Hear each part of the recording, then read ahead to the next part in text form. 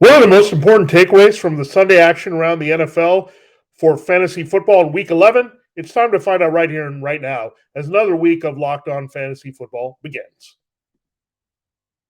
You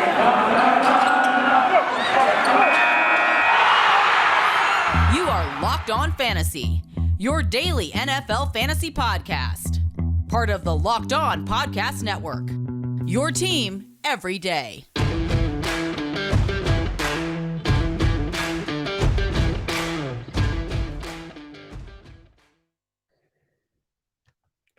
Greetings, everyone, and welcome to another edition of the Locked On Fantasy Football podcast. As usual, I'm your host, Vinnie Iyer. When I'm not doing this, I'm writing about NFL and fantasy football for sportingnews.com. We have the fallout of Week 11, the playoff picture.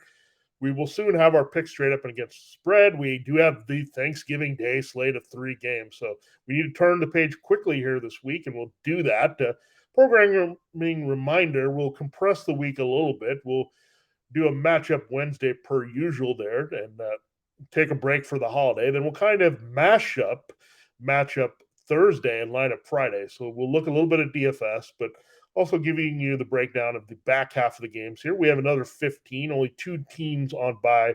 We'll talk about that later. The Chiefs and Cardinals are off, so 2 significant teams, but a lot of good action ahead in week 12. Before that, we have to look at what happened in week 11, so we know we can make better decisions, understand what's happening here, and figure out our best ways to move forward. So we'll do that. We have to look a little bit backwards.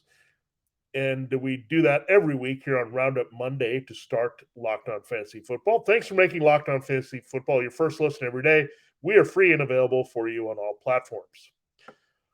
All right, let us start here with the game that we saw there in Buffalo. And with that, the only thing we're looking at, I'm looking at the sheet here, it's all Jonathan Taylor. It's just crazy. Jonathan Taylor. Not much else to see there. Carson Wentz was okay. He got a touchdown pass to Taylor, but he was basically a standby guy there as Taylor went off. Michael Pittman, the receiving corps, didn't have to do anything. They just dominated the Bills, who were the number 1 team in fantasy football in stopping opposing running backs. So the Colts are actually number 2. So these were 2 of the best run defenses. One showed up. The Bills didn't have any runners to speak of there, but Jonathan Taylor, what a game. He's now becoming a league winner. You probably took him at the back half of the first round of most drafts here, and he's held up. I mean, a lot of things have disappointed. Injuries have struck the guys that you took earlier than him, but Jonathan Taylor has played every week. He had a slow start, but then he's rolling now. It's a multiple touchdown, big yards from scrimmage every week. It's not going to go away. If he can do this in the toughest matchup, you're going to feel good about him doing it against the Buccaneers next week as well. Now, is he going to go off for 5 touchdowns? No. But he's a guy that has always got the floor of 100 from scrimmage and a score, and can always build on that. So he's just looking really good. The second-year back, a lot of experience, very fast, very powerful. So putting it all together here with no Derrick Henry, he's now the premier fantasy football asset here, and he's proving that no matter the matchup here. And gotta love Frank Reich, Carson Wentz feeding this guy often every way they can get him the ball. So really, he's the only takeaway from the Colts there. Their defense played well, but a lot of it was just Don Taylor grinding away at the Bills, so they didn't have a lot of opportunities. For Buffalo, we look at their situation, and really, Josh Allen put together the numbers. He did a little bit of running. He kind of salvaged his day with the 2 interceptions, with the 2 short touchdown passes there to Stephon Diggs. Dawson Knox was their leading receiver coming back, so that was a good development there. If you were looking for Knox to get back on track, needed 1 game from the hand injury to kind of get settled in the offense. Cole Beasley was banged up. Emmanuel Sanders has kind of faded from this offense, so a lot of those shorter passes to Diggs and Knox. That's what teams are giving Allen at this point. That's what he's stuck. He's very impatient sometimes, wants to push the ball downfield. That's just not going to happen anymore. And the Bills also can't run their way out of it with their backs because they tried now Matt Breida. He was their leading rusher. So forget Zach Moss or Devin Singletary. With Breida giving a third option here, and the Bills still not producing much on the ground. There's not much to see here. They're very touchdown-dependent guys. They all were able to score last week, but nothing really happened this week. Diggs, you feel good about. I mean, he's really come on. It's kind of a regression for Josh Allen, though, that Diggs has popped back up. That means he's relying a lot on one receiver, which is good if you have Diggs there as your wide receiver one, but overall, I think it's hurting Allen in his value. So Saints is not that easy here in week 12, short week, Thanksgiving. Can they turn it around? The Saints were run on quite a bit by the Eagles, and so we'll see if Josh Allen can get it done with his legs to kind of save his fantasy numbers. But right now, it's not very pretty here for what Buffalo's trying to do. We thought they were good a couple weeks ago. Then they had that bad game against the Jaguars. So again, I think it's going to be more of a grind for this Bills offense. What we're seeing limitations are the offensive line's not that good. They can't run the ball consistently. Beasley and Sanders are more flash complementary receivers. Maybe they need to get Gabriel Davis involved, another young target there with Knox to complement Diggs. So some changes need to be made. Josh Allen's still back in QB1, but you just can't rank him that high and expect the old Josh Allen numbers here week to week. Saints are an opportunity. You can throw on them, and some numbers have been put up there, but you're just sort of tempering your expectations for his entire offense. But again, Diggs is the guy that looks like he's going to get the ball consistently. I think Knox, again, developing more of a big role here, and out of necessity, they have a good chemistry as well. I mean, we know Diggs and Allen are off the charts, but Knox and Allen was also pretty good, and that's what you're going to see. When a quarterback's struggling, he's going to go to the guys he trusts most, and those are the two guys here in the Bills' offense. And again, forget about the running game with Breida now, just making it unusable for all three guys. Let's go to the Washington-Carolina game. The Washington football team, another team that wins on the road as underdogs here. Taylor Heinicke balled out in that game. I mean, the Panthers' defense, they used to be kind of daunting, but now they're not. And Heinicke just looked really good flinging the ball around. He had Terry McLaurin, who had a big game finally here. Some other guys involved here. We had Cam Sims involved and DeAndre Carter again. So Heinicke is getting the job done, spreading around. He has no Logan Thomas, no Curtis Samuel, no Ricky Seals-Jones, by the way, who's also on the shelf here. So Heinicke, very surprising performance. He's also getting it done with his legs. So good fantasy football value here. And they get the Seahawks here at home in week 12. So maybe another streaming opportunity there for Heinicke. But Antonio Gibson looked pretty good. You wish he had a little bit more in the receiving game. That's been a problem. He's very touchdown dependent. He got near 100 yards rushing, but also lost a fumble this game. So disappointing there for Gibson, that we thought he was back on track there with that Tampa performance. But again, they need to get him involved in the pass game to really feel good about Gibson as more than an RB2 borderline with the flex. McLaurin is scary. Terry, I don't love that nickname. I much prefer the F1. That's what he looked like. They just could not cover him. And Heinicke was on point with his passes there to McLaurin. So principles for Washington, I mean, right now, Heinicke's hard to trust more than a streamer. You want more touchdowns and more catches from Gibson to really feel good about playing him. But McLaurin locked in as a wide receiver too with some upside every single week. Now, the Panthers, DJ Moore back to relevancy here. Good design on the DJ Moore touchdown from Cam Newton. So they realized they weren't using him enough. So Moore gets back and does his fantasy thing here in this matchup. Newton, very good with a rushing touchdown, a couple of passing touchdowns as well. One to Moore and one on a nice design play to Christian McCaffrey. So just by the weapons alone, Cam is being helped because you always have the threat of McCaffrey in the backfield, so that helps Cam's running. You also have McCaffrey and Moore who can get in the open field. So credit Joe Brady for getting the most out of Cam. Now, does Cam look like he's a world beater with his arm and all that? No. But they're designing things around him that are helpful. And Cam has some appeal. They're playing the Dolphins this week, so there's that. And you figure the other parts will keep him going here. So Cam Newton coming alive as a streamer. I was a little skeptical. I wanted to see it here to believe it in full-time mode, but they're devising nice red zone plays for him, which really helps Cam's value because that's what he can do, and that's where he racks up the points. You got McCaffrey back in the end zone, Moore looking good. You're not going to extend Robbie Anderson anything more, but you really look at this team, it's very streamlined with its weapons down to the big three. That certainly helps. You definitely cannot look at the Panthers defense anymore, just falling apart here for Matt Rule and Phil Snow. Nothing that you would avoid your fantasy players against either. Now let's turn our attention to the Ravens-Bears game. Lamar Jackson was a late scratch. The illness turned out to be a problem where he just couldn't put it all together here. Non-COVID illness, so they had to go Tyler Huntley. We knew that was going to be a downgrade for everyone. He also didn't have Marquise Brown play with a thigh injury. So a little bit surprised that there was no Jackson or Brown. Ravens were rather running on empty with Huntley. Huntley was doing as best as he could here to move the ball.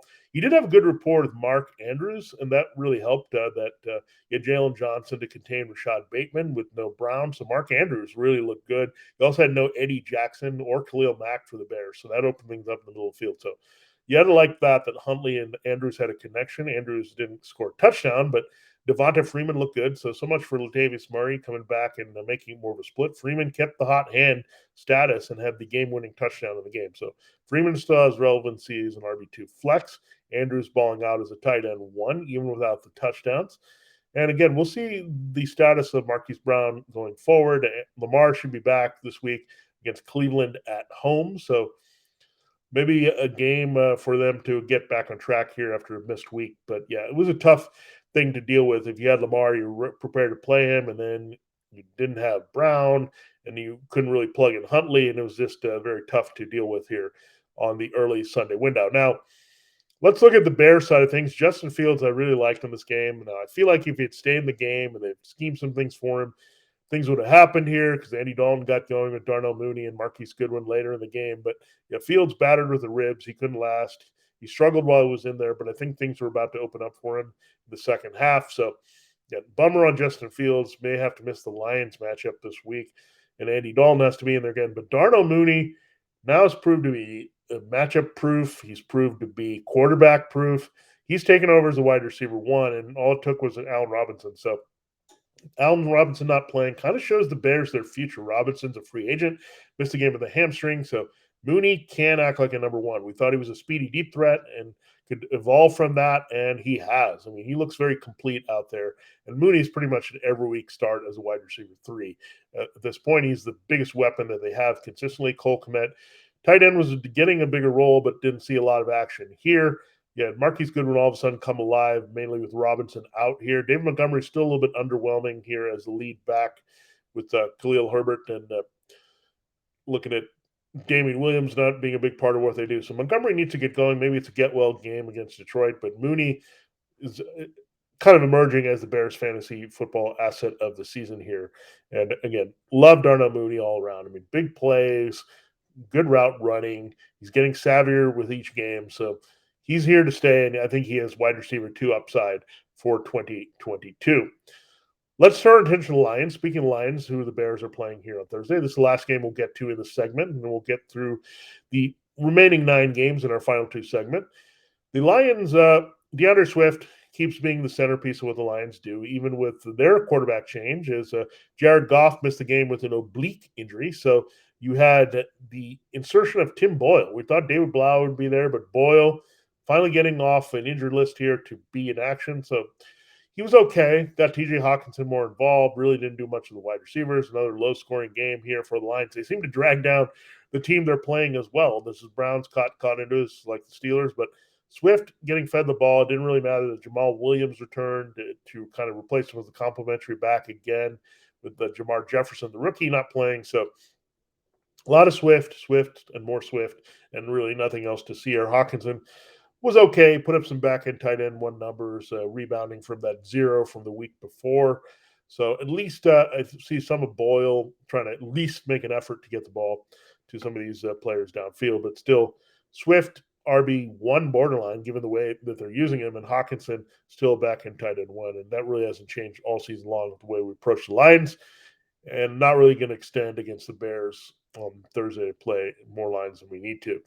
The Browns, it was the Nick Chubb show. We knew he was going to come back and take over the backfield to come from the COVID-19 list. He did that. He dominated. But after Jarvis Landry scored on a rushing attempt, he hurt his knee, so there wasn't much to see there with Baker Mayfield and the rest of this offense. So really pretty ugly.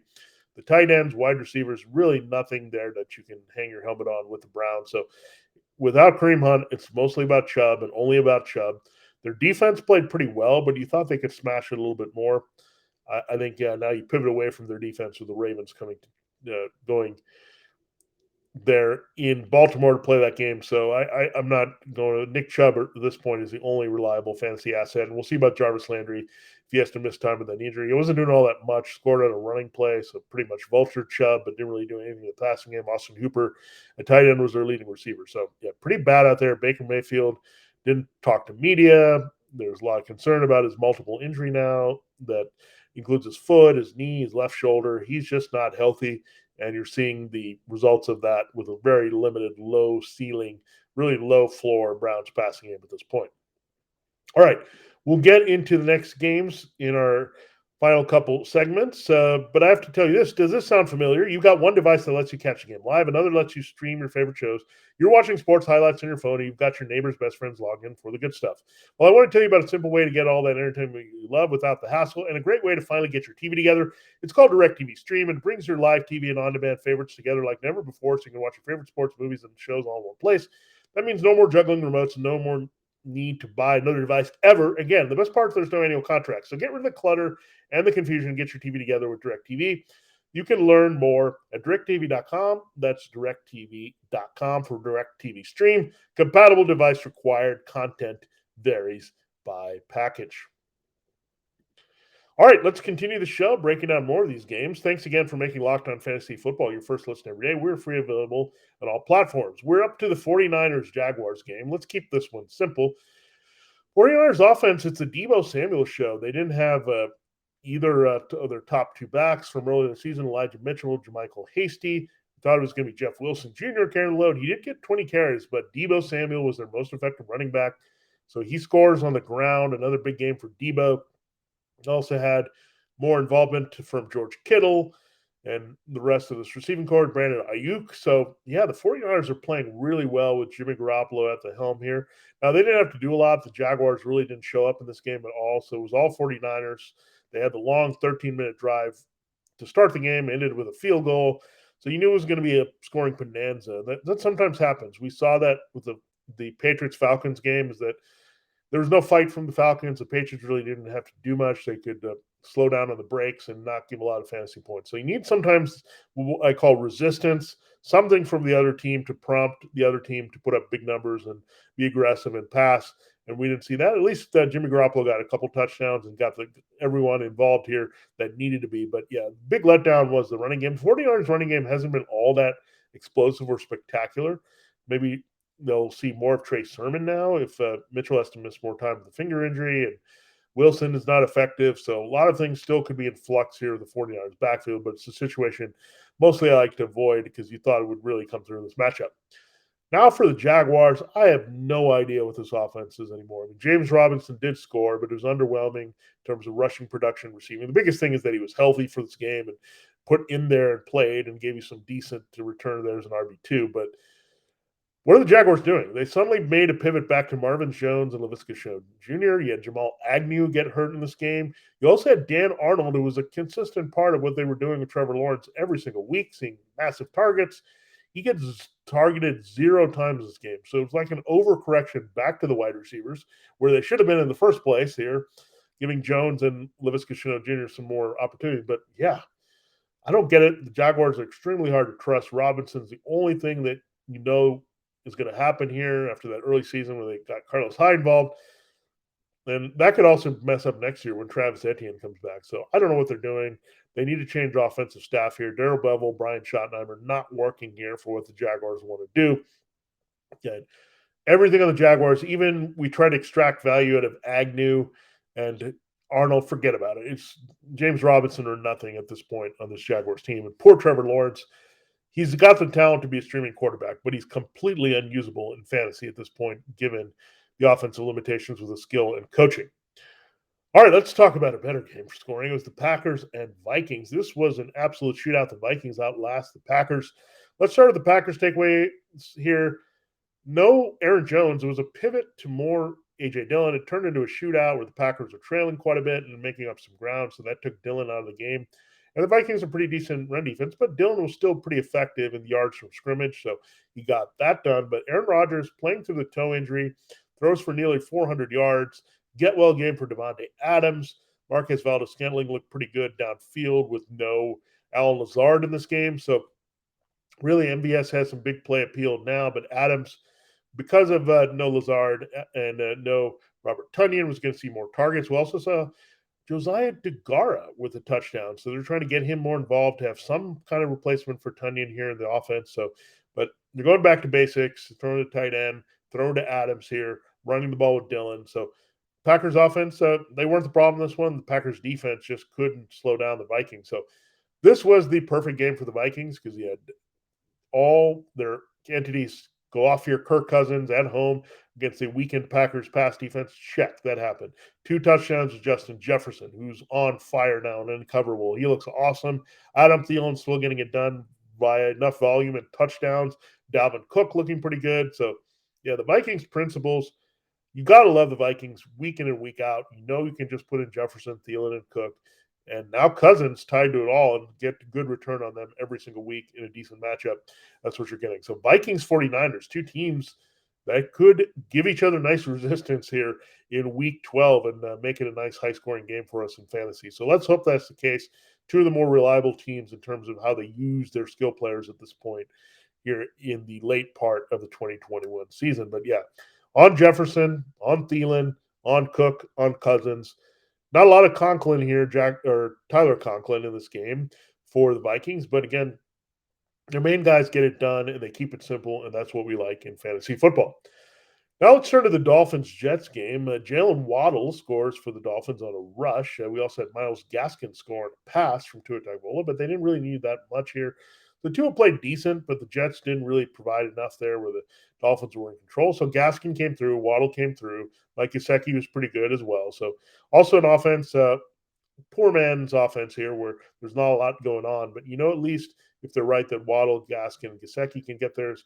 We just don't want to see these Mac Hollins types at wide receiver or any of those players, Albert Wilson, do too much, or the tight ends get a little bit messy with Gesicki. Dolphins were trying to get into that a little bit with Tua, but again, at least the guys came through here for the Dolphins, and they get the Panthers this week. Again, a reeling defense, so that should help their principles of Waddle, Gesicki, and Gaskin one more time. Now, the Jets side of things, you had Joe Flacco start over Mike White, replacing Zach Wilson. Wilson could be returning here just around the corner. We'll see about that, but they played Flacco because he wanted to beat the Dolphins blitz. We knew that meant some good things for Elijah Moore. Elijah Moore goes off in this game. So 3 straight big games. He's established now as the Jets' number 1 offensive weapon overall, especially with Michael Carter. Bummer there. He was looking really good, reeling off chunk runs there until he hurt his ankle and had to leave the game there for the second half. So that was really a tough blow here if he had Carter because he was headed to well over 100 yards from scrimmage once again for this team. But then Elijah Moore stepped in as another rookie who just went off. Corey Davis didn't feel it here with Joe Flacco. So you talked to Elijah Moore all preseason, more about that Zach Wilson chemistry, but he's gotten it done with Mike White. He's gotten it done with Josh Johnson. He's gotten it done with Joe Flacco. That just tells you Elijah Moore is a special talent here and should be, again, like Darnell Mooney in your lineups every week at this point, a wide receiver 3 with the wide receiver 2 upside and beyond for the Jets. So we'll see about Carter. It's going to be messy between Tevin Coleman and Ty Johnson if they have to replace him that way. Again, Corey Davis cooling off on. I wouldn't also chase Jamison Crowder. He had random back to relevancy game in this one, but still Moore at this point is the only Jets wide receiver I'm going with, even over Corey Davis, who's not looked right since coming back from his injury quite yet. And maybe Wilson coming back could change that because Wilson and Davis had some good chemistry early. And the big thing is we want Wilson to make sure that Moore keeps it up here with what he's done with the other 3 quarterbacks in his place. The next game we'll go to is the Saints-Eagles game. This was a rough game for the Saints, but really, Trevor Siemian ends up with some random good production here, spreading the ball around to the wide receivers and tight ends. So that's the hard thing. This week was a Traquan Smith leading receiver game with Adam Troutman doing damage. And we've seen before it's been Deontay Harris. And Marquez Callaway also got the end zone this game. So there's some things you can extract from the Saints offense. They seem to find ways to score with some of these guys. I mean, at this point, versus Harris or Callaway, Traquan Smith is the most consistent guy involved, but he has a decent floor, but the ceiling is a little bit limited there. So, again, it's hard with Trevor Siemian spreading the ball around to really feel good about anything. Was this the Adam Troutman breakout game we've been looking for to be a bigger factor in the Saints offense? We'll see. I mean, they do get the Bills this week, and the Bills are pretty tough all around, so not a game to kind of mess around and experiment with their wide receivers or anything like that. They also missed Alvin Kamara. They did have Mark Ingram play really well against the Titans, but Alvin Kamara, you could have used his receiving skills in this one and just his spry legs and get all over the field. There's the Eagles really struggled to cover backs, and they weren't very good against running backs. So, again, the Mark Ingram plug and play is okay, but again, this is what separates Kamara from other backs is that he would have got it done a little bit to help. And also strange development. As much as we load Taysom Hill sometimes, we want to see him in there to get the Saints offense moving. So he came in with a little bit of an injury here. They didn't really wrinkle him in there with Simeon. So that's been the biggest surprise is that Sean Payton, ever since that Jameis Winston went down, he thought that's when he's going to use Hill more. But again, Hill having that injury probably changed his mind on wanting to insert him, even though things weren't going great for Simeon, and he dug themselves a big hole. Now, the Eagles' running game, I mean, it's a little bit fluky because the Saints are pretty good against the run, and a lot of their production was Jalen Hurts. But Jalen Hurts, Miles Sanders, that combination was a little too much for the Saints here. As Sanders came back, he squashed the fantasy value of Boston Scott and Jordan Howard. Howard got hurt in this game. Kenneth Gainwell, once the promising rookie here behind Sanders, he was inactive for this game. So the Eagles' offense starting to look good, but it's still flowing through only a few people. Hurts is a QB1 every week and getting it done with his legs. 3 rushing touchdowns here, so that caps the upside of Sanders and these other backs because Hurts gets in. Yeah, Dallas Goedert nearly getting the end zone, but played through coming back from a concussion pretty well here. Devonta Smith a little bit bottled up, but the Eagles ran so well in this game that they didn't have to really throw too much, and the game script was in their favor. So there was that, and the Eagles defense came through one more time with Darius Slay here with a big play. So another defensive touchdown for him, 3 in the past 4 weeks. So yeah, Eagles are coming together a little bit here to contend a little bit more, and they look better than the Saints really overall as an offense for fantasy football. The next game we'll look at is the Titans and Texans. This was an ugly game in the weather conditions.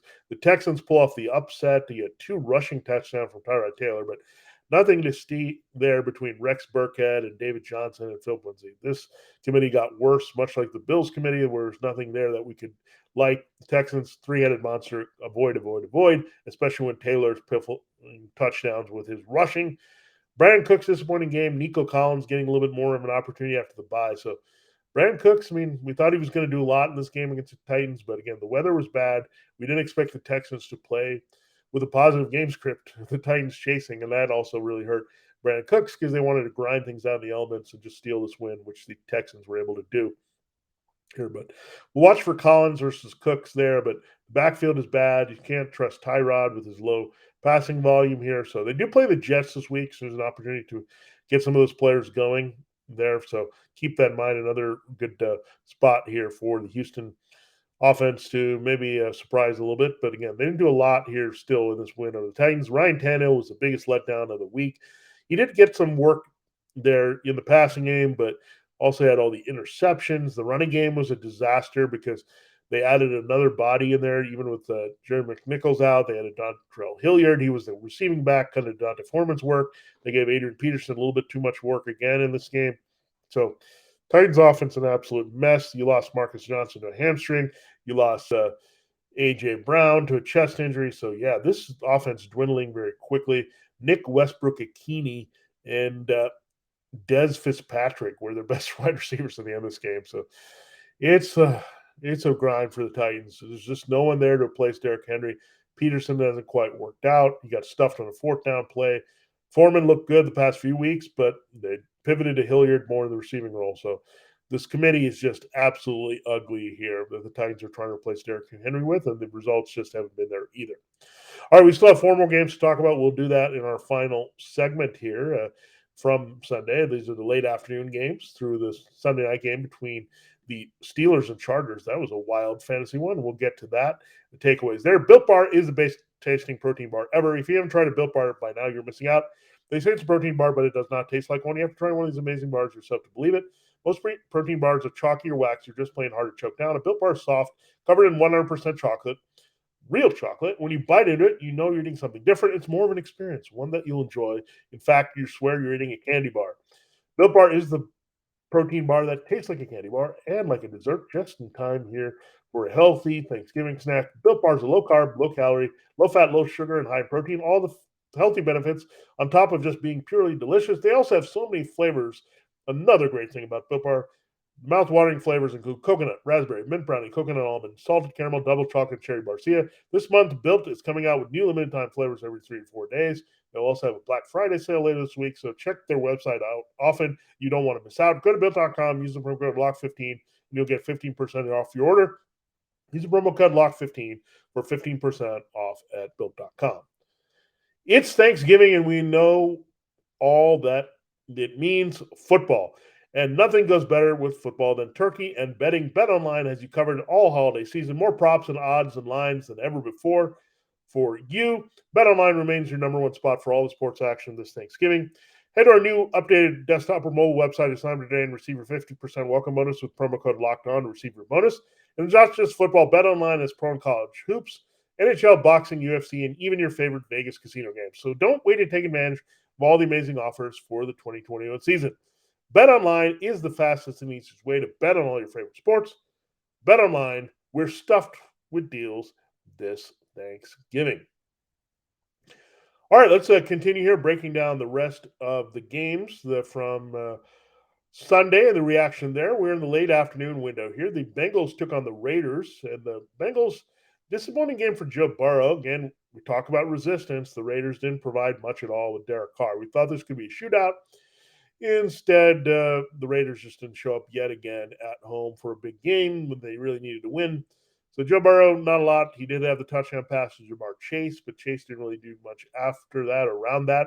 That's because they ran the ball at will with Joe Mixon. The Raiders just wilted against the run. So Joe Mixon was the Joe that was the ultimate pro in this one with a couple touchdowns. He put the game away. You had Evan McPherson doing his thing, kicking. The Bengals defense played pretty well. So we want the Bengals in shootouts to help Jamar Chase, to help Joe Burrow. We need that. Again, that other team doing something, but the Bengals were in complete control of this game for pretty much all of it here, just built their lead slowly here. So, again, much like that 49ers-Jaguars game, much like the Patriots-Falcons game, we needed the Raiders to show up, and they were terrible in this one. So, again, Joe Burrow will have better days, especially if there's someone on the other side who compete, and I think maybe they'll come out against the Steelers this week, who played very good offense on Sunday night. Now, Derek Carr is struggling. The running backs are dead. Josh Jacobs and Kenny Drake are doing absolutely nothing. You don't really have a downfield threat, so it's really down to Hunter Renfrow and Darren Waller. Waller had a nice game here working against the Bengals defense, but unfortunately, Foster Moreau had the touchdown there from Carr. So it was pretty bad here for Carr. He gets the garbage numbers there to put up something decent, but yeah. No running game. Jacobs and Drake have just disappeared from any kind of relevancy here of late. Highly disappointing all around from the Raiders, and I don't know if it's going to get better in a short week against the Cowboys defense that really overachieved against the Chiefs here on Sunday. Now, the Cowboys are the next team we'll look at here. The Cowboys wide receivers were a mess. No Amari Cooper. He was ruled out late in the week with the coronavirus, so he's going to miss 2 games because he can't turn around and play against the Raiders, his former team, this week. So bummer there for Amari Cooper. CeeDee Lamb was going up for a touchdown. He got hurt. They had an interception by Dak Prescott. Lamb had a concussion. So tough turnaround to get Lamb cleared for Thursday as well. So, yeah, Dak Prescott, no touchdowns there for Prescott. They couldn't get going with Ezekiel Elliott. Tony Pollard looks like their best weapon at this game. But, yeah, Cowboys, another clunker, their second offensive one they've had in recent memory with the Broncos as well. So what is it about these AFC West teams that give the Cowboys problems? But I don't think the Raiders are going to do that. So I think it's going to be a get-well game, but I also see Dak Prescott not throwing as much if the Raiders are struggling like this. So no Cooper, no Lamb. It's going to be Michael Gallup time. A lot of more Dalton Schultz, who's the leading receiver here for the Cowboys. I think they'll throw more to Elliott and Pollard. Elliott played through an injury. He's definitely affected, but he's a tough guy. He's going to be out there trying to help his team, especially with Pollard in line to maybe look better and take his job away. So, again, we'll see what the Cowboys do, but disappointing that team that scores 2 touchdowns every week, even the garbage debacle against the Broncos, couldn't find the end zone once here in Kansas City. Speaking of Kansas City, they struggled as well. Got the principals doing their thing. Travis Kelce scored on a rushing play. He was a pretty good receiver overall. Tyreek Hill was okay, but they used the offense kind of to move the ball and move the chains. They also had 2 rushing touchdowns, so Mahomes didn't have any through the air. So no passing touchdowns from either Mahomes or Prescott. That sums up this year quite a bit. Clyde Edwards-Helaire returned. He looked pretty good. Took over from Darrell Williams right away. He scores a touchdown on the ground. So 2 rushes there from Kelce and CH to get in the end zone. And the Chiefs offense not completely right, but the Cowboys defense still doesn't get enough credit the way it plays here. Micah Parsons and Trayvon Diggs and their linebackers, and they're active up front. So Dan Quinn give a lot of credit. I don't think it was just the Chiefs struggling on themselves, but they don't bend or break here. So the Chiefs had to be patient. They kind of had to grind this game out. So things will be better. I think the bye is much needed here for the Chiefs. Get everything right here. Figure out what you're doing. Who's your complementary target to Hill and Kelsey?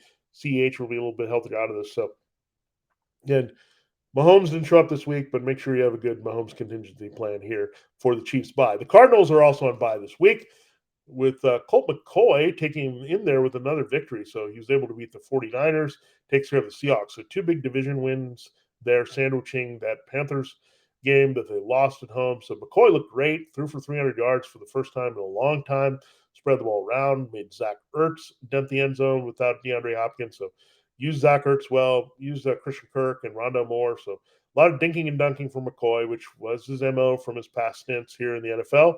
Made it work. I mean, Rondo Moore, double-digit receptions here. Ertz with 2 touchdowns in this game. So it's by committee a little bit. You really can't trust AJ Green and Christian Kirk because of those usages there for Ertz and Moore. You figure after their bye, we'll get DeAndre Hopkins back from the hamstring. We'll get Kyler Murray back from the ankle. That's why they were playing it careful. So, and it paid off. When you win a game, get to 9-2, and you don't play your main guys, it's good for a reality perspective. It was tough for fantasy, but again, I think you want a fully healthy Murray and Hopkins there versus being rushed back and having an aggravation there with the ankle or hamstring. So that's what they're going to provide here. So again, be patient. If you're Kyler Murray, a manager, you should get him back next week. DeAndre Hopkins has been farther removed from returning. He doesn't usually miss games, however. So you figure he'll be back, and this Cardinals offense will look more like the Cardinals offense. Still, you think they'd be wary of running Murray much here this season. Going forward to preserve him for the playoffs. Seahawks pretty bad here. Tyler Lockett did come through, but everything else was pretty ugly here for the Seahawks. Russell Wilson just not looking right through the finger, not looking right and comfortable in the Shane Waldron offense anymore. Maybe the rust of not playing in it. DK Metcalf, it's been hard to get him open and productive here. So Lockett is the old security blanket there, but not much to see from Gerald Everett at tight end. Alex Collins is his replacement running game for one. Chris Carson is now done here with the neck surgery. He's out for the season. Collins hasn't been getting it done. They keep force feeding it to him, but DJ Dallas provides spark. Maybe DJ Dallas will see a bigger role against the Washington football team. He was one of their best players last year, filling in for Carson. So I'm surprised it's taken them this long, but again, that affinity for Collins, I think, has really hurt the Seahawks. So I think it's just bad coaching overall from Pete Carroll, reining in the offense a little bit with Waldron. Wilson not getting the groove. Is he pouting about this team not being very good? Does he want to be out of there at 33? So a lot of things going on with the Seahawks, but completely dysfunctional. At least he got the game from Lockett. Now when you get a game from Metcalf, maybe we'll get against the Washington football team's defense here in week number 12 on Monday Night Football, by the way, in the nation's capital between Washington and the other Washington. Let's close the show looking at the Seahawks. The Seahawks Steelers. We'll transition to the Steelers Chargers game. So a lot of stuff going on there with a lot of S's, and the Seahawks already played the Steelers. The Steelers now had to play the Chargers. Good fantasy game overall for them. Najee Harris, we thought he was going to do a lot more against his weak Chargers run defense, but the game script was bad. The Chargers overachieved up front, and the Steelers had some offensive line injuries. They lost 2 left guards. Kevin Dotson was on IR, and they lost a replacement there, Hassenhauer, who was playing in for him. They're also without Trey Turner. So the interior overachieved in this one. So it was defensive effort by the Chargers, but the Steelers did get going. Ben Roethlisberger in the passing game, that's where he did most of his damage. He got touchdowns to Eric Ebron, Pat Freiermuth. Deontay Johnson looked really good in this game. We knew they were going to contain the big plays to Chase Claypool, which happened to some degree, but Claypool returning really helped Johnson as a threat downfield. Freiermuth playing off Ebron here. Harris getting in the end zone. So shootout between these two teams allowed some fantasy numbers to be salvaged here, but we thought it could be much bigger for Harris, but it was a pleasant surprise that Johnson in the passing game did a little bit more than we expected in this game. It's Chargers. Now, the Chargers, what didn't go right for the Chargers? Not much. Justin Herbert did throw an interception that was tipped by Cameron Hayward. That was intercepted Cameron Sutton. We thought the Chargers were going to lose a close game, but what happened? They even gave up a go-ahead field goal, but Justin Herbert, what a player. I mean, nearly 100 yards rushing. He just had a lot of room to run. Wide open spaces with no Joe Hayden out there in the back end, no Minka Fitzpatrick on the back end, no TJ Watt up front. They had more injuries. So the Steelers' defense was a shell of itself. And we saw Herbert take advantage of that, running, throwing downfield. Mike Williams had a get-well game. His knee looks finally good again. So we weren't sure about it. They were keeping it under wraps, but now that speed was back there in downfield, the big play to win the game there. Down the sideline, incredible there. Austin Eckler, outstanding running job, just juking these Steelers linebackers in the open field. He had 2 on the ground, threw as a receiver. So Justin Herbert just on fire, dealing to these guys. Keenan Allen, nearly 100-yard game here. So Chargers offense is back. They're going to really exploit a team like the Steelers that are shorthanded in a lot of places. They can beat you in multiple ways here with Joe Lombardi. We saw that. Again, when Herbert and Eckler are buzzing like that, it's a lot of fun to watch and very fantasy fruitful, as we saw. So Eckler finishes the RB2 overall in the week behind Taylor. Herbert just smashed it as the RB1 with his running and passing. So good stuff all around in this game from the Chargers here to close the game, and they had all that defensive pressure too late to shut it down on the Steelers. All right, there's a look at all the games there from the action from yesterday's games. Again, thanks so much for listening to Locked On Fantasy Football. Again, it'll be a shortened week. We'll do the Pickup Tuesday at the waiver wire tomorrow. Then we'll do a Matchup Wednesday. We'll take a break on Thanksgiving and come back with a Matchup Friday, Lineup Friday, mashup there for you. Check out Locked On Bets, your daily one-stop shop for road gambling needs. Locked On Bets, hosted by your boy Q with expert analysis and insight from Lee Sterling. For Locked On Fantasy Football, this has been Vinnie Iyer. Have a great day, and we'll see you there on Tuesday for waiver wire advice.